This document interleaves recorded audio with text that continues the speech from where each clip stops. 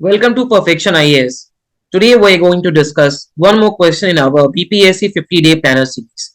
आज का हमारा क्वेश्चन है वो साइंस एंड टेक्नोलॉजी का question and the question reads science and technology have given us exponential developments but at the same time some dark and dangerous side of atom and coronavirus explosion they have led to elimination of human life from the earth. You have to reconcile the role of science and technology for this opposite phase in detail. चलिए अब हम इस question को break करते हैं. So ये एक basically two part question. First part question में you need to discuss how science and technology has been a boon for mankind. Simply वो कैसे ह्यूमन काइंड के लिए बेनिफिशियल रहा है, लेकिन along with being beneficial there have also been some dangerous side of. अब आप देखो साइंस के डेंजर्स जो है ना वो बहुत ही वाइड स्प्रेड है, लेकिन क्वेश्चन ने आपको बोल दिया है कि आपको कहां पे अपने आप को रेस्ट्रिक्ट करना है. You need to restrict yourself to atom and corona virus explosion. So in the atom you need to talk about nuclear warfare menace. ठीक है, जब हम न्यूक्लियर एनर्जी के बारे में बात करेंगे there I will talk in detail, लेकिन जब भी हम न्यूक्लियर एनर्जी की बात करते हैं वहां पे हम फिजन और फ्यूजन की बात करते हैं. ठीक है, फिजन और फ्यूजन इसका कोरिलेशन है एटम्स के साथ. So you need to understand कि क्वेश्चन का डिमांड क्या है. You need not write anything but what question is asked. ये first part of the question है. And in the second part you have to try to maintain a balancing act between the boons and the banes. Getting the point. चलिए अब हम start करते हैं अपना answer. देखो आप, पहला है introduction. Again introduction can be either you can tell what is the agenda of the question, ठीक है, या फिर आपका आंसर ये बताना चाहिए कि what you are going to write in the body part, और you can use some current context. लेकिन यहां पे हमारे क्वेश्चन ने बोला है कि science and technology has led to exponential developments, और यहां पे बेसिकली आपको क्या ड्रॉ करना है ना, आपको ये बताना है कि science and technology has become an inseparable part of human being, और ये ग्रो करता ही जा रहा है, लेकिन इसके ग्रोथ को लिमिट करने की जरूरत है कुछ एक certain parameters. So why not talk about the future of science and technology. तो यहां पे आप लिख सकते हैं, कुछ डेटा मेंशन कर सकते हैं. For example there are about 4.88 billion internet users. देखो ये सब जो फैक्ट है ना, ये आपको साइंस एंड टेक्नोलॉजी की मैग्नानिमिटी के बारे में बताए. ठीक है, उसके बाद there are about approximately 5.3 billion mobile phone users. देख रहे हो आप साइंस की मैग्नानिमिटी, कितना बड़ा, कितने वाइड स्केल में हम साइंस को यूज करते हैं. उसके बाद कुछ यहाँ पे इंटरनेट ऑफ थिंग्स आपको पता होगा. Internet of things for example कि आप अपने फोन से अपने घर के सीएफएल को ऑन कर सकते हैं, आप अपने टेलीविजन को ऑन कर सकते हैं. तो आईओटी डिवाइसेस भी जो है ना वो इंक्रीज होते जा रहे हैं. तो approximately 38 billion IoT devices use हो रहे हैं आज के डेट. उसके बाद में there is also increase in the startup culture.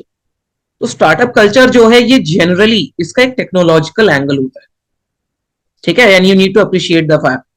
Startup, देखो स्टार्टअप जरूरी नहीं है कि वो आपको टेक्नोलॉजी में ही हो, लेकिन आज के डेट में each and every area has been crowded and many sectors they have reached their threshold.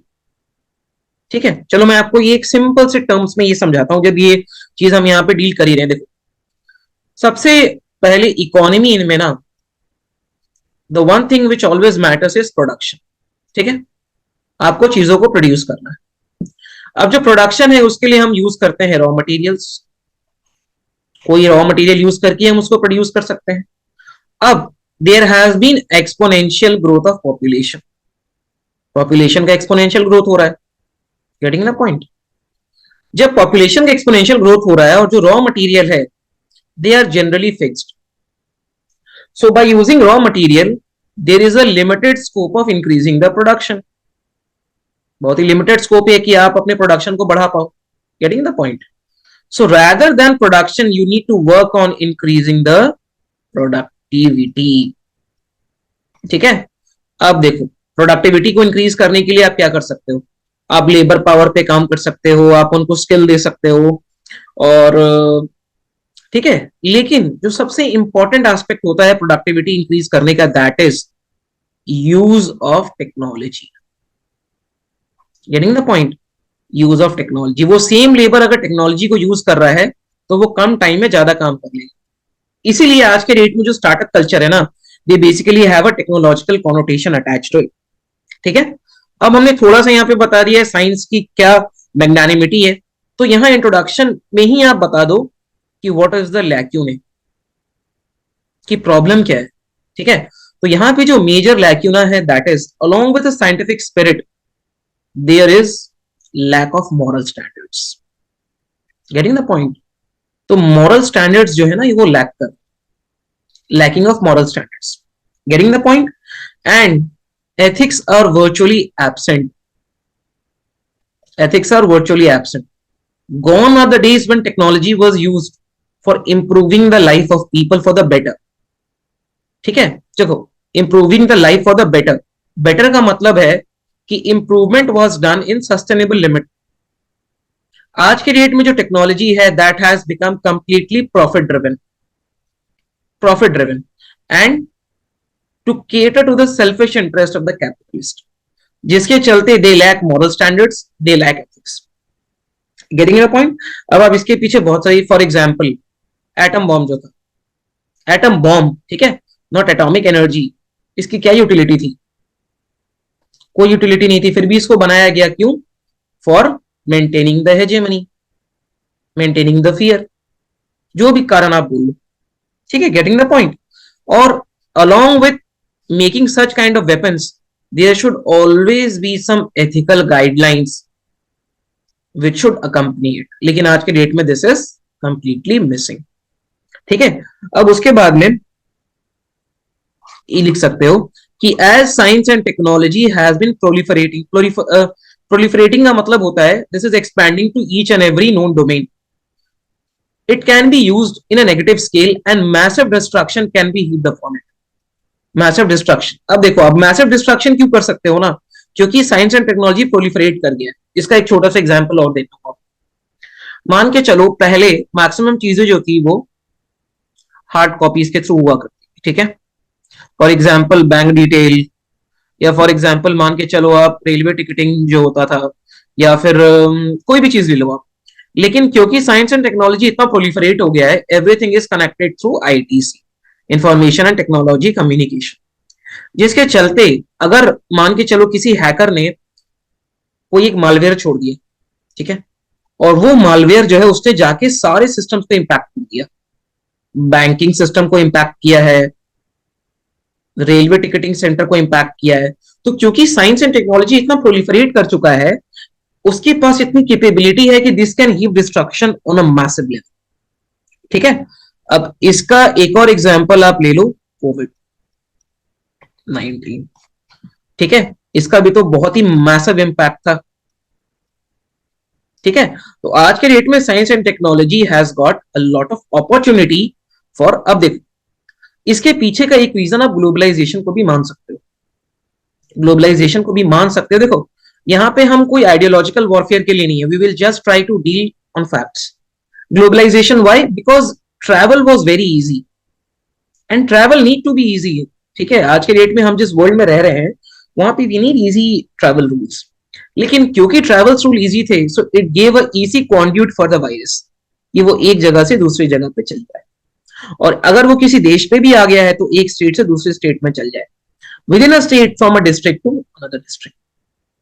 ठीक है, so I hope I have built my case कि how science and technology has been proliferating and it is on a increasing trend, and why science and technology has not been used or can be used for massive destruction. This is due to lack of ethics and lack of virtues, lack of values, virtues, कुछ भी बोल लो आप। Getting the point? चलिए, अब हम सबसे पहले देखते हैं कुछ कुछ चीजों के बारे में जो कि स्पेसिफिकली हमको इसके साथ डील करना है। ठीक है, तो यहाँ पे इन्होंने बोला है कि you need to deal with the virus, तो यहाँ पे हम डील करेंगे जूनोटिक डिजीजेस से। आई होप आपको पता होगा कि what are zoonotic diseases. These are the diseases which is caused due to animals to the humans, या फिर this disease is shifted from animals to humans. इसको आप दो तरीकों से समझ सकते हो। देखो, जूनोटिक डिजीज वो डिजीज है जो पहले किसी जानवर में होता है, किसी एनिमल में होता है, और फिर वो एनिमल से ह्यूमन में जंप कर जाता है। और एक तरीके से ये एनिमल जो है ना, ये कॉन्ड्यूट की तरह काम करता है। ठीक है, ये आपको समझ में है कि what is the meaning between the zoonosis. अब आपको अगर जूनोसिस का एक टेक्निकल डेफिनेशन चाहिए, so these are those diseases and infections which are naturally transmitted between people and vertebrate animals। ठीक है, ये एक थोड़ा सा साइंटिफिक डेफिनेशन है, लेकिन यहां पे आप समझ सकते हो जो एनिमल से जंप होके ह्यूमन बींग्स में आता है, दैट इज जूनोटिक डिजीजेस। ठीक है, एक छोटा सा डेटा है इसको लेके कि globally around 1 billion cases of illness and millions of death cases and millions of death is reported due to zoonotic diseases. देख रहे हो कितना वाइड स्प्रेड इसका एक्सपांस है। एक छोटा सा डिस्क्लेमर भी दूंगा कि अगर आप लोग इस बार एग्जाम दे रहे हो ना, थोड़ा सा जाके एक बार कोविड-19 के हिस्टोरिसिटी को भी ट्रेस करना। ठीक है, getting the point. Go and trace the historicity of the COVID virus. भले ही आपसे डायरेक्टली क्वेश्चन मैंने आप पूछे, but this will give you some fodder for your answer. Okay, चलो आगे आता है। We were talking about the zoonosis या फिर जूनोटिक डिजीजेस। कुछ और फैक्ट्स, कुछ और डेटा, कुछ और आर्ग्यूमेंट हमें यहाँ दिखते हैं। देखो, ग्लोबली एक एस्टिमेशन किया गया है कि 60% of the emerging diseases and those diseases should be infectious। so 60% of the emerging infectious का मतलब वो है जो कि easily transferable होते हैं, जो easily transmittable होते हैं, किसी एक इंसान से दूसरे इंसान को बाय टच और बहुत easily ट्रांसमिट हो जाए। ठीक है, जैसे अगर मैं बोलूं शुगर तो जनरल पार्लेंस से, if I use a more technical term diabetes या फिर ब्लड प्रेशर, जो कि बेसिकली लाइफस्टाइल डिजीजेस हैं, they are not infectious. Okay, so globally 60% of the emerging infectious diseases they are zoonotic diseases। ठीक है, ये सब पॉइंट आपको यूज करना है अपने आंसर में in science and technology and economy question. ये फैक्ट्स ही हैं जो आपके आंसर को ज्यादा ऑथेंटिसिटी प्रोवाइड करते हैं। ठीक है, गेटिंग द पॉइंट। अब आगे देखो आप, एक और छोटा सा फैक्ट है कि out of the 60 70% have emerged in the animals। 75% of them have emerged in the animals। ठीक है, चलो अब हम लोग इसमें कुछ आर्ग्यूमेंट्स को देखते हैं। सबसे पहला आर्ग्यूमेंट ये है कि all the country are at risk. All the countries are at risk, तो ये ग्लोबल फेनोमेना है, ऐसा नहीं है कि कोई एक कंट्री इससे इंसुलेटेड है। रीजन है cross border movement of individuals. अगर इंडिविजुअल मूव नहीं भी कर रहे हैं तो at least cross border movement of trade. Getting the point. अगला पॉइंट देखो आप, सर्टेन डिजीजेस जो है वो कुछ फैक्टर्स की वजह से एम्पलीफाई हो जाती है। ठीक है, जैसे मान के चलो कुछ ऐसी डिजीजेस हैं जो सर्टेन फैक्टर्स की वजह से डिक्रीज हो जाए, जैसे ही मान के चलो education among people, good habits. For example अगर मैं जापान की बात, ठीक है, तो जापान में ना हैंड शेकिंग का कल्चर नहीं है। तो जब यहाँ पे कोविड गया तो हमने देखा कि कोविड के केसेस बहुत कम हुए हैं, क्योंकि इनके लाइफस्टाइल, इनका जो लाइफस्टाइल है यही कोविड के अगेंस्ट था। लेकिन कुछ कुछ ऐसे फैक्टर्स हैं जो कि एम्पलीफाई कर देते। फॉर एग्जाम्पल कुछ फैक्टर्स की अगर मैं बात करूं, that is population explosion, huge population. उसके बाद में fragmented health system. Fragmented health system का मतलब ये है कि हेल्थ सिस्टम जो है that is not adequate for responding to any emergency kind of situation. ठीक है, उसके बाद में weak testing system, weak testing and diagnostic system. मान के चलो आप कि हमको ये पता करना है कि वैल्यूलेंस है कितना, कितने लोगों को कोविड हो रहा है, लेकिन अगर आपके पास में लेबोरेटरीज ही नहीं है, आप कैसे टेस्ट करोगे। ठीक है, गेटिंग द पॉइंट। चलो उसके बाद में हम थर्ड फैक्टर देखते हैं। थर्ड फैक्टर है कि कोरोना वायरस जो है ना, this is common in certain species of animals such as in cattles and camels. ठीक है, नाउ अब देखो इसमें क्या है ना, ये जो कोविड-19 का स्ट्रेन था ये बैट से आया। ठीक है, this was due to bats. अब उसके बाद कोविड-19 का अगर हम टेक्नोलॉजिकल एंगल देखें, या अगर मैं आपको बोलूं कि what was the reason for increase in the zoonotic diseases, सबसे पहला इसका रीजन है increasing population which has led to habitat loss of animals. ठीक है, एनिमल्स का जो हैबिटेट है वो लॉस हो गया है, जिसके चलते there is increase man animal conflict. Man animal conflict जरूरी नहीं है कि बस खाली लार्ज मैमल्स में ही हो, फॉर एग्जाम्पल टाइगर, चीता, एलिफेंट। मैन एनिमल कॉन्फ्लिक्ट किसी भी एनिमल के केस में हो सकता है, ठीक है। तो जो मेजर रीजन है that is increasing population leading to habitat loss. और ये जो जूनोटिक डिजीज है, और जूनोटिक से हम लोग यहाँ पे बेसिकली कोविड-19 का ही बात कर रहे हैं। अगर आप इसको ऑपोजिट वे में देखो, जहां पे हमको रिकंसाइल करना है, देखो क्वेश्चन में हमको रिकंसिलिएशन के बारे में भी बोला गया है। सो हाउ टू रिकंसाइल, तो रिकंसाइल देखो, दो कोविड-19 वाज एन आउटब्रेक या फिर output of a scientific evolution.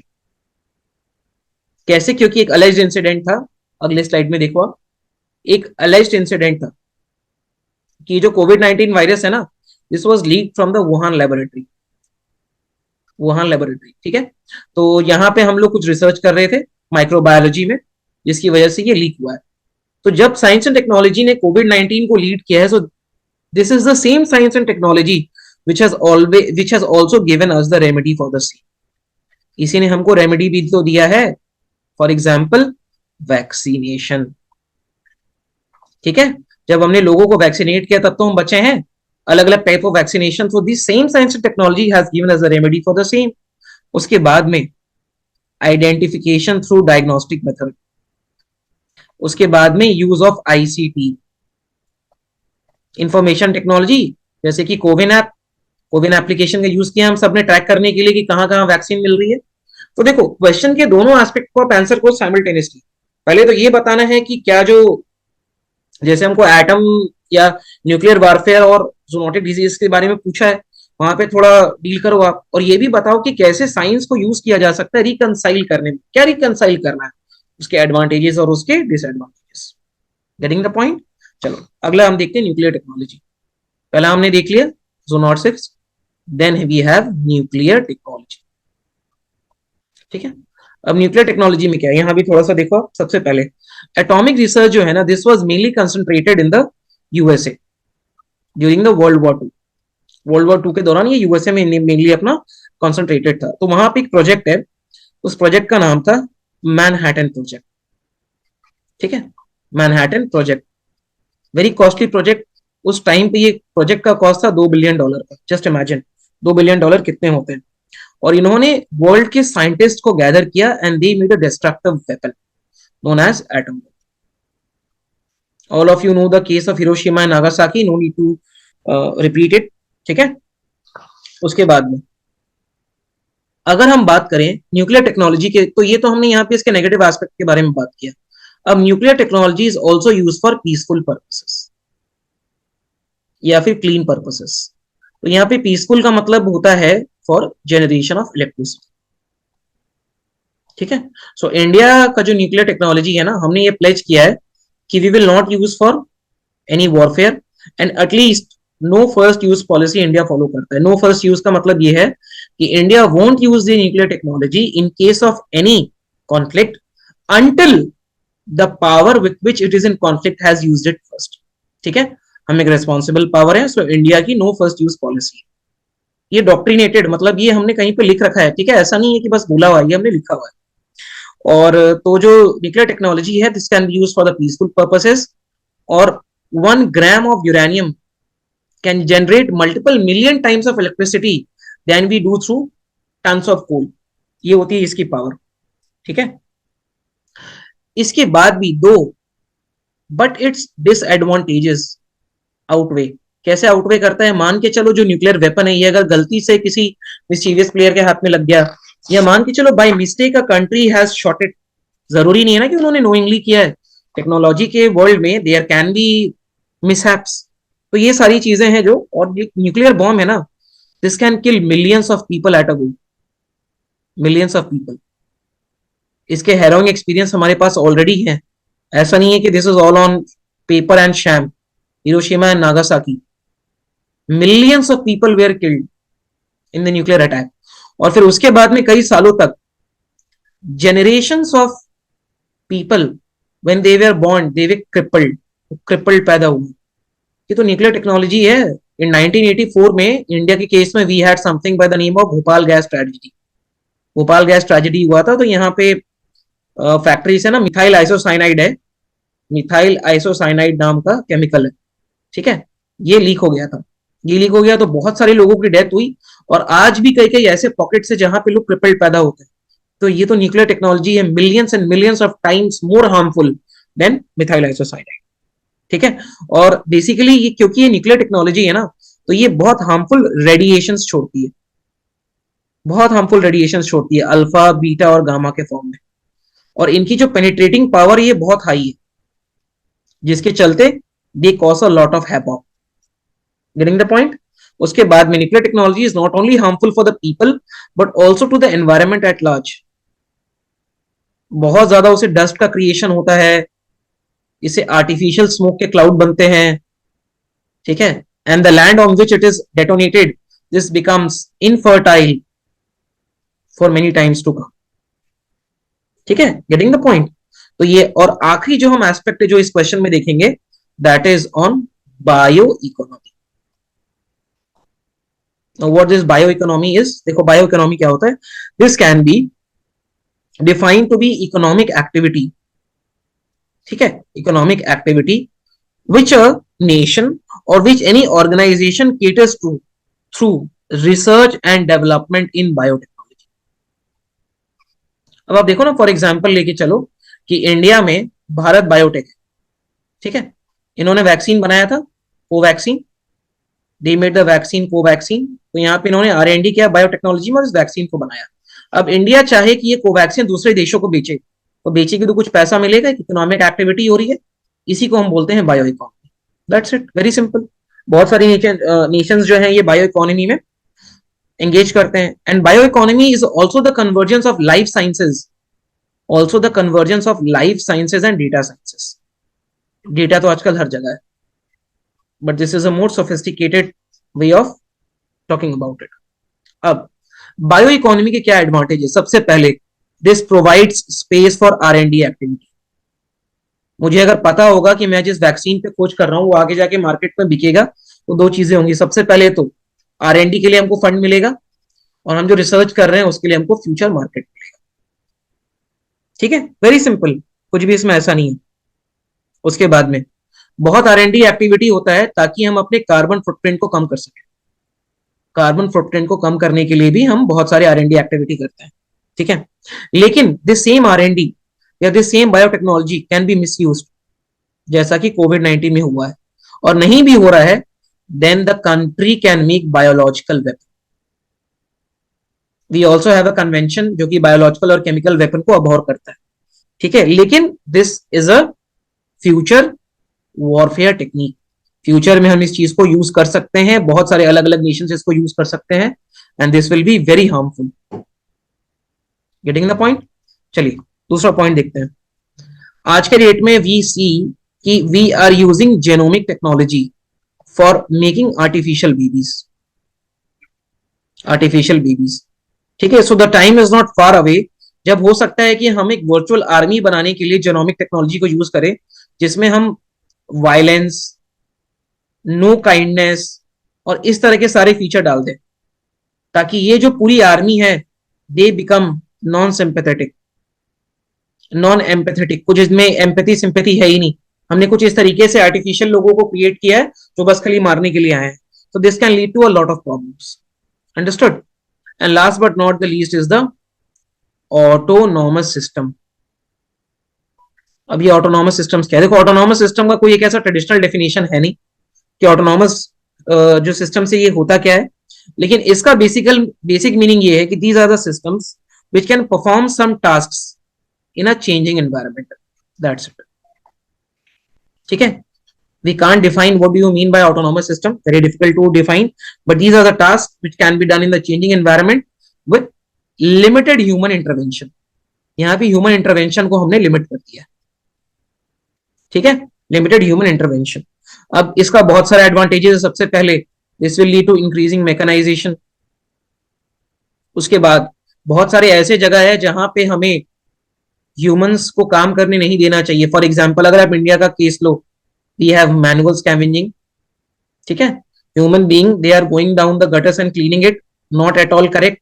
इसके लिए we can make some autonomous system. Hyderabad municipality ने इसको यूज भी किया था, an artificial robot by the name of bandicoot. देखो आप ये सब चीजें यूज कर सकते हो, जरूरी नहीं है कि हम ये साइंस एंड टेक में पढ़ रहे हैं तो आप इसको पॉलिटी में, इकोनॉमी में, ये सब जगह यूज नहीं करोगे। ठीक है, गेटिंग द पॉइंट। तो यहाँ पे हमने 3 4 5 एस्पेक्ट्स के बारे में बात किया है। और when you conclude the answer you can conclude it in a positive note that every institution or every discipline, they have some advantages and disadvantages.